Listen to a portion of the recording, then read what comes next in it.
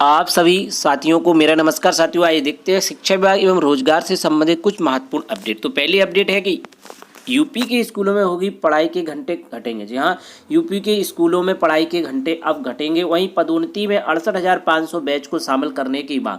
जी हाँ, पदोन्नति की प्रक्रिया काफ़ी लंबे समय से लंबित चल रही है, लेकिन जो है अब 68,500 का बैच का भी 5 साल कंप्लीट हो चुके हैं और शिक्षकों के द्वारा लगातार मांग उठाई जा रही है कि 68,500 भर्ती के शिक्षक साथियों को जो है इसमें भी शामिल किया जाए। वहीं लेखपाल भर्ती 19 से होगा डॉक्यूमेंट सत्यापन। जी हाँ, लेखपाल भर्ती का रिजल्ट आए हुए काफ़ी लंबे समय बीत चुका है और डॉक्यूमेंट सत्यापन का आदेश नहीं आ रहा था, जो कि कल आदेश जारी कर दिया गया है। अब लेखपाल भर्ती के जो है 19 तारीख से इसका डॉक्यूमेंट सत्यापन का प्रोसेस शुरू हो जाएगी। वहीं डीएलएड काउंसलिंग का शेड्यूल हुआ जारी। जी हाँ, डीएलएड यानी कि बीटीसी, यूपी बीटीसी डीएलएड कह लें आप, इसका जो है काउंसलिंग का शेड्यूल जारी कर दिया गया है और इस समय जो है डीएलएड में अब लगातार मांग बढ़ रही है प्रवेश की, क्योंकि हाल ही में बीएड वर्सेस बीटीसी के केस की वजह से जो है यहाँ पर अब डीएलएड की मांग जोरों पे है। वहीं शिक्षकों को स्कूल हुआ आवंटन। जी हाँ, अंतर जनपदीय स्थानांतरण में आए शिक्षकों को जो है कल विद्यालयों का आवंटन कर दिया गया है। तो चलिए देखते हैं सभी खबरों को विस्तार से। यूपी के स्कूलों में पढ़ाई के घंटे घटेंगे नई शिक्षा नीति के अंतर्गत। जी हाँ, नई राष्ट्रीय शिक्षा नीति के तहत स्कूलों में सप्ताह में मात्र 29 घंटे ही पढ़ाई होगी। सोमवार से शुक्रवार तक 5 से 5.5 घंटे एवं महीने के 2 शनिवार को 2 से 2.5 घंटे की क्लास होगी। 2 शनिवार को अवकाश रहेगा। इसी प्रकार से आम विषयों की कक्षाओं का अधिकतम समय सीमा 45 से घटाकर 35 मिनट किया जाएगा, जबकि प्रमुख विषयों की कक्षा 50 मिनट तक लगेगी। राज्य सरकार ने नई राष्ट्रीय शिक्षा नीति को अच्छे से लागू करने के उद्देश्य से शिक्षा विभाग को नई शिक्षा नीति के नेशनल करिकुलम फ्रेमवर्क के तहत ही स्कूलों में भी पढ़ाई के लिए नई नियमावली तैयार करने के निर्देश दिए। नई नियमावली लागू होने के बाद कक्षाओं का समय 35 मिनट हो जाएगा। केवल प्रमुख विषयों मसलन गणित, हिंदी, अंग्रेजी, विज्ञान आदि विषयों से जुड़ी कक्षाओं का समय 40 से 50 मिनट निर्धारित किया जाएगा। नई शिक्षा नीति के तहत स्कूलों में सप्ताह में कुल 29 घंटे कक्षाएं लगाने की संस्तुति की गई है। साल में 10 दिन बिना बैग स्कूल आएंगे छात्र। नई राष्ट्रीय शिक्षा नीति में बच्चों को पढ़ाई के बोझ से राहत देने के उद्देश्य से साल में अलग अलग तिथियों में कुल 10 दिनों तक बिना बस्ते के आने की छूट रहेगी। बिना बस्ते वाले दिनों में बच्चों को मौखिक और पीरियों के जरिए पढ़ाया जाएगा। तो सोमवार से शुक्रवार तक 5 से 5.5 घंटे तक जो है पढ़ाई होगी। वहीं 4 में से 2 शनिवार 2 घंटे पढ़ाई और 2 में रहेगा अवकाश। तो अब देखते हैं कि इसको जो है किस प्रकार से विद्यालयों में लागू किया जाएगा, क्योंकि यहाँ पर बच्चों के हितों की बात की गई। तो अब देखते हैं कि शिक्षकों के लिए इस संबंध में कैसा आदेश जारी होता है। क्या जो है शिक्षकों को अवकाश रहेगा या नहीं रहेगा, सिर्फ बच्चों के लिए अवकाश रहेगा या नहीं रहेगा, क्योंकि इस संबंध में यूपी की तरफ से अलग अलग आदेश और शिक्षा विभाग से अलग टाइप के आदेश निकाले जाते हैं। अगर कोई अवकाश रहता है तो वहाँ पर जो है शिक्षकों को बुलाया जाता है, लेकिन बच्चों की छुट्टियाँ कर दी जाती हैं। इस प्रकार के आदेश ही विभाग में लगातार जारी हुए हैं विगत वर्षों में। तो अब देखते हैं कि इस चीज़ को किस प्रकार से लागू किया जाता है, क्योंकि यहाँ पर 2 शनिवार में और 2 में अवकाश की बात यहाँ पर की गई है। तो अब देखना होगा कि इस आदेश को कितने जल्दी और कब तक इसको लागू किया जाता है। तो चलिए देखते हैं अगली अपडेट। वहीं पदोन्नति की प्रक्रिया लगातार लंबित है और अभी तक पूर्ण नहीं हो पाई है। अब इस संबंध में जो है शिक्षकों ने एडी वेशक को सौंपा मांगों का ज्ञापन। जी हाँ, शिक्षकों के एक प्रतिनिधि मंडल ने खबर बस्ती से यहाँ पर मंडल में जो है बुधवार को सचिव बेसिक शिक्षा परिषद को संबोधित ज्ञापन सहायक शिक्षा निरीक्षक संजय कुमार शुक्ला जी को देकर 5 वर्ष की सेवा पूरी कर चुके 68,500 बैच के शिक्षकों को पदोन्नति प्रक्रिया में शामिल करने की मांग की है। एडी वेशक ने कहा है कि मांग पत्र उच्च अधिकारियों को प्रेषित कर पूरी मदद की जाएगी। शिक्षक नेता रवीश कुमार मिश्र ने कहा कि प्राथमिक विद्यालयों में सहायक अध्यापक रूप में 5 साल की सेवा पूरी कर चुके शिक्षकों को पदोन्नति प्रक्रिया में शामिल करने का नियम है। इसलिए जो भी शिक्षक आए रहे उन्हें वरिष्ठता सूची में शामिल करते हुए पदोन्नति प्रक्रिया पूरी की जाए। शिक्षक नेता हरिकृष्ण उपाध्याय ने कहा है कि फरवरी माह में वरिष्ठता सूची तैयार की गई थी। बाद में 12,460 बैच की शिक्षकों की सेवा जब 5 साल पूरी हुई तो हाईकोर्ट के आदेश पर उन्हें भी सूची में शामिल किया गया। वहीं 68,500 बैच के शिक्षकों की सेवा 5 साल पूरी हो चुके उन्हें भी पदोन्नति प्रक्रिया में शामिल किया जाए। ज्ञापन देने के दौरान महेंद्र कुमार, भागीरथी यादव, विवेक आदि मौजूद रहे। तो शिक्षकों की पदोन्नति प्रक्रिया में शामिल करें। शिक्षकों ने कहा पदोन्नति प्रक्रिया पूरी की है। जी हाँ, क्योंकि लगातार पदोन्नति प्रक्रिया डिले होती जा रही है और जिन भी बैच के 5 साल पूरे होते जा रहे हैं वो लगातार इसकी मांग उठा रहे हैं और इसका प्रमुख कारण यही है कि पदोन्नति की प्रक्रिया को साल भर होने को है, लेकिन वह अभी तक कंप्लीट नहीं हो पाई। इस वजह से जो है नए बैच जो है 5 साल उनके पूरे होते जा रहे हैं और लगातार शिक्षकों के द्वारा इसकी मांग की जा रही है। या तो पदोन्नति प्रक्रिया संपन्न की जाए या फिर जो है स्थगित कर दी जाए, क्योंकि लगातार इस प्रकार के जो है कार्य किया जा रहा है, क्योंकि इतना डिले हो चुका है, अब पदोन्नति की प्रक्रिया पूरी 1 साल हो जा रही है, तो एक और नया बैच इसमें शामिल हो जाएगा।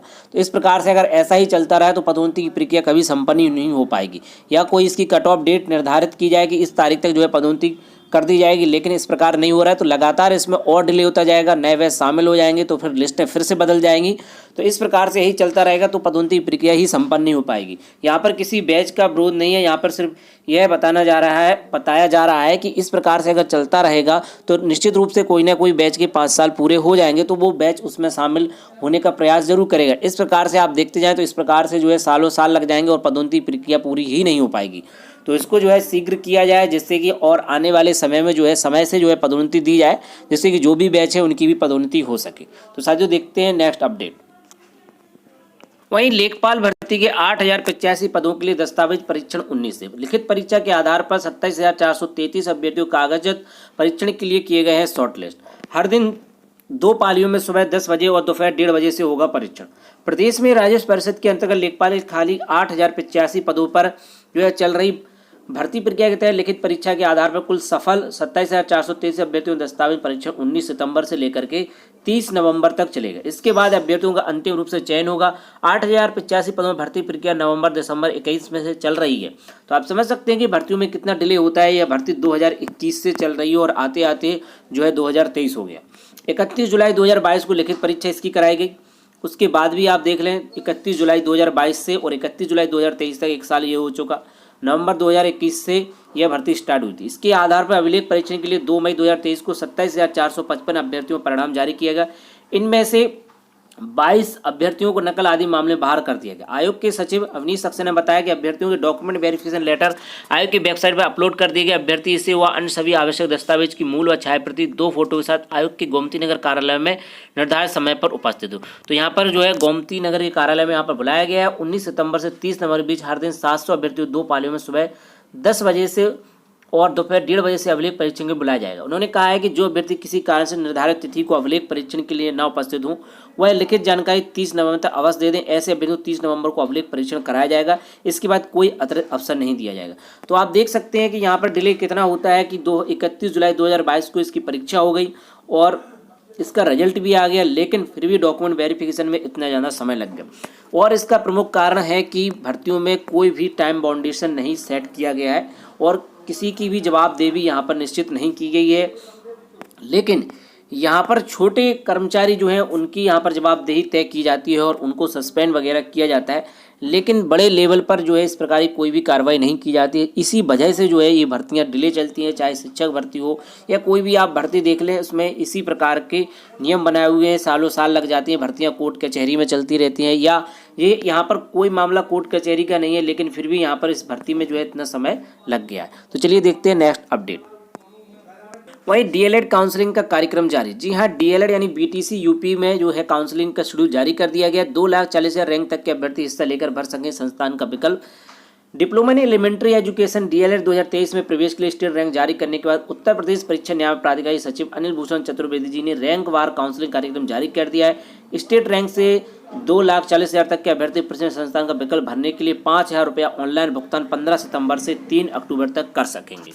सचिव ने बताया स्टेट रैंक 1 से 20,000 तक अभ्यर्थी 18 सितंबर शाम से 20 सितंबर तक संस्थान का विकल्प भर सकेंगे। पर इस समय जो विज्ञप्ति है उसको आप यहाँ पर देख सकते हैं। डीएलएड बीटीसी प्रशिक्षण सत्र जो है 2023 प्रशिक्षण संस्थान का विकल्प भरने तथा आवंटन संस्थान में अभिलेखीय जांच प्रवेश की कार्रवाई पूर्ण किए जाने हेतु समय सारणी देखिए। यहाँ पर आपको वेबसाइट dled.gov.in के माध्यम से यह प्रोसेस पूरी होनी है। यहाँ पर बता दें कि स्टेट रैंक 1 से लेकर के 2,40,000 तक के अभ्यर्थियों को प्रशिक्षण संस्थान का विकल्प भरने हेतु 5,000 का ऑनलाइन भुगतान करने की तिथि 15 सितंबर 2023 से लेकर के 3 अक्टूबर 2023 तक है। ठीक है, तो यहाँ पर 1 से लेकर 2,40,000 तक के अभ्यर्थियों को प्रशिक्षण संस्थान का विकल्प भरने हेतु 5,000 रुपये का आपका जो है पेमेंट होगा और उसको ऑनलाइन भुगतान होना है। इसके बाद भाग 2 में संस्थान का विकल्प जो है इस प्रकार से 18 सितंबर 2023 से 20 सितंबर 2023 तक, रैंक 1 से 20,000 तक, और संस्था आवंटित प्रकाशित होने तिथि 21 सितंबर से लेकर के 2023 तक है। तो ये इसी प्रकार से ये पूरा शेड्यूल है, आप यहाँ पर देख सकते हैं। आपको इसका जो है विज्ञप्ति आपको व्हाट्सएप ग्रुप और टेलीग्राम ग्रुप पे मिल जाएगी, आप उसको वहाँ से डाउनलोड कर लें और निर्धारित इस समय में जो है अपनी काउंसलिंग और ऑनलाइन चॉइस फिलिंग करने की प्रोसेस को आप कर सकते हैं। तो प्रशिक्षण संस्थान द्वारा प्रवेश लेने वाले अभ्यर्थियों को ऑनलाइन रिपोर्ट लॉक करने की अंतिम तिथि अंतिम तिथि तक प्रवेश लेने वाले अभ्यर्थियों को वेबसाइट पर ऑनलाइन रिपोर्ट लॉक नहीं किए जाने पर लिया गया प्रवेश मान्य नहीं होगा। 17 अक्टूबर 2023। ठीक है, तो यहाँ पर जो वेबसाइट आप देख रहे हैं इसी पर आपको जाकर के लॉगिन करना है और यहीं पर जो है आपकी सारी प्रोसेस की जाएगी। 5,000 रुपये का यहाँ पर पहले से ही पेमेंट आपको करना होगा। और इसके दिशा निर्देशों को आप यहाँ पर देखें तो आवेदित समस्त 3,36,500 अभ्यर्थियों की merit list state ranking website पर जो कि dled.gov.in पर दिनांक 12/9/2023 से प्रकाशित की जा चुकी है। प्रदेश के जिला शिक्षा संस्थान निजी डीएलएड संस्थान आवेदन सीटों की संख्या वर्गवार श्रेणीवार रिक्त सीटों की सीटें मैट्रिक वेबसाइट पर उपलब्ध है। इसी वेबसाइट पर अभ्यर्थियों द्वारा संस्थानों में विकल्प भरे जाने तो विस्तृत दिशा निर्देश भी उपलब्ध है। स्टेट रैंक के आधार पर काउंसलिंग के चक्र चरण में आने वाले अभ्यर्थियों को प्रशिक्षण संस्थान का विकल्प भरने से पूर्व प्रशिक्षण संस्थान के अग्रिम शुल्क के रूप में अलॉटमेंट फीस ₹5,000 मात्र ऑनलाइन भुगतान अनिवार्य होगा। भुगतान की पुष्टि होने के उपरांत ही अभ्यर्थी अपनी पसंद के प्रशिक्षण संस्थान में विकल्प ऑनलाइन पूरित कर सके। वहीं आगे देखें, अभ्यर्थियों द्वारा स्टेट रैंक के अनुसार संस्थान के विकल्प का चुनाव करने के पश्चात चॉइस लॉक न करने पर भरे गए विकल्पों को स्वतः लॉक माना जाएगा। इसमें किसी प्रकार का परिवर्तन स्वीकार नहीं होगा। वहीं आवंटित प्रशिक्षण संस्थान में अभिलेख की जांच प्रवेश की पुष्टि कन्फर्मेशन हेतु अलॉटमेंट लेटर प्रिंट करने हेतु अभ्यर्थियों को पुनः प्रशिक्षण अग्रिम शुल्क के रूप में 5,000 का ऑनलाइन भुगतान पुनः करना होगा। भुगतान पूर्ण होने के उपरांत ही अभ्यर्थी आवंटित प्रशिक्षण संस्थान का आवंटन पत्र प्रिंट कर सकेंगे। देखिए, आवंटित प्रशिक्षण संस्थान में अभिलेखीय जांच प्रवेश की पुष्टि हेतु अलॉटमेंट लेटर प्रिंट करने हेतु अभ्यर्थियों को पुनः प्रशिक्षण अग्रिम शुल्क जो है 5,000 देना होगा। तो 2 बार 5,000 रुपये लगेंगे। वहीं यदि अभ्यर्थी आवंटित प्रशिक्षण संस्थान हेतु पुष्टि नहीं करता है अथवा प्रवेश नहीं लेता है तो कॉलेज के अग्रिम शुल्क के रूप में भुगतान किए गए अलॉटमेंट फीस 5,000 अभ्यर्थियों को वापस नहीं की जाएगी। एवं काउंसलिंग के अग्रिम चक्र चरण में अभ्यर्थियों को प्रशिक्षण संस्थान का विकल्प पूरा करने किए जाने हेतु पुनः 5,000 का भुगतान करना। तो 2 बार 5,000 रुपये है। पहली बार का अगर आप अलॉटमेंट हो जाता है और आप नहीं लेते हैं तो आपको 5,000 रुपये चला जाएगा। काउंसलिंग प्रक्रिया के प्रथम चक्र चरण में यदि अभ्यर्थियों के भरे गए प्रशिक्षण संस्थान के विकल्प रूप में कोई सीट आवंटन नहीं होती है तो अभ्यर्थी को प्रवेश काउंसलिंग के अग्रिम चक्र चरण में प्रशिक्षण संस्थान का विकल्प पूरित किए जाने का अवसर प्रदान किया जाएगा। वहीं आवंटित प्रशिक्षण संस्थान अभ्यर्थियों द्वारा निर्धारित अंतिम तिथि तक अभिलेखीय जांच प्रवेश हेतु उपस्थित न होने, प्रवेश न लेने जाने और किसी प्रकार के अभिलेखीय विसंगति पाए जाने पर उनके द्वारा भुगतान किए गए दोनों शुल्क 5,000 अलॉटमेंट फीस और कन्फर्मेशन फीस 5,000 किसी भी स्थिति में वापस नहीं की जाएगी। तो यहाँ पर 2 प्रकार की फीस लगनी है। पहले आप जब चॉइस भरेंगे तब, इसके बाद जब आप कन्फर्मेशन लेटर निकालेंगे उस समय आपके 5,000 लगेंगे। तो कुल मिलाकर के 10,000 रुपये यहाँ पर आपके लगने वाले हैं।